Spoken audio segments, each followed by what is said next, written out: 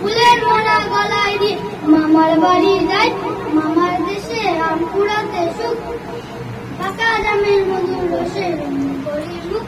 নমস্কার, আমার নাম কবিতা মাই।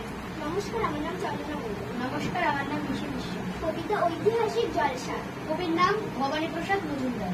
3 দিন 3 রাত কালে খেসো পান গাঞ্জর কি ছিল চেঙ্গিস খান। তবলাতে কে ছিলেন আলাউদ্দিন। পিয়ানো বাজিয়েছিল ইউনেস খান। টুংটাং টুংটাং টুংটাং সারেগামা পাদানিসা।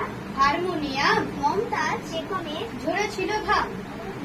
বাদশাহ শাহজাহান বাজালেন ঢোল, সাথে নিয়ে করতাল খোল। জলসাতে ছিল আরো মজার জিনিস, সব নাকি আজকে আমরা আপনাদের সামনে একটি কবিতা বলতে চলেছি। কবিতার নাম আসল কথা। কবি হলেন অজিত দত্ত। একটি আছে দুষ্টু মেয়ে, একটি ভারী শান্ত, একটি মিঠে দক্ষিণ হাওয়া, আর একটি দুর্দান্ত। আসল কথা একটি মেয়ে মতি, হঠাৎ ভালো হঠাৎ সেটি দোষী হয়ে ওঠে। একটা আছে ছিটকা তুনি, একটি করে ফুটি, একটি থাকে বায়না নিয়ে, একটি খুশির মুক্তি।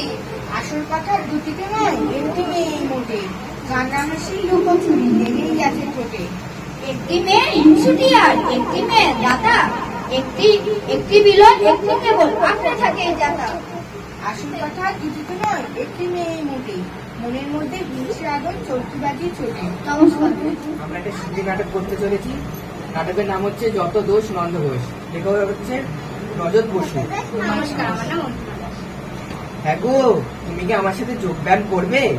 ও, তুমি আমায় খুব মোটা ভাবো তাই না? আরে না না, ব্যায়াম করা তো শরীরের পক্ষে ভালো। ও, তাহলে আমার শরীর বুঝি খারাপ? না না, আচ্ছা তুমি যখন উঠতে চাও না তবে থাক। ও, এবার তুমি বলছো আমি কুড়ে?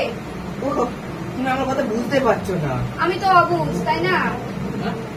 তা বলিনি। তাহলে কি আমি মিথ্যু?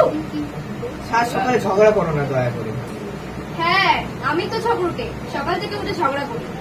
ঠিক আছে, তাহলে আমিই গেলাম ব্যায়াম করতে। দেখেছো, ইচ্ছে তোমার নেই আর আমার ওপর দোষটা পাচ্ছ।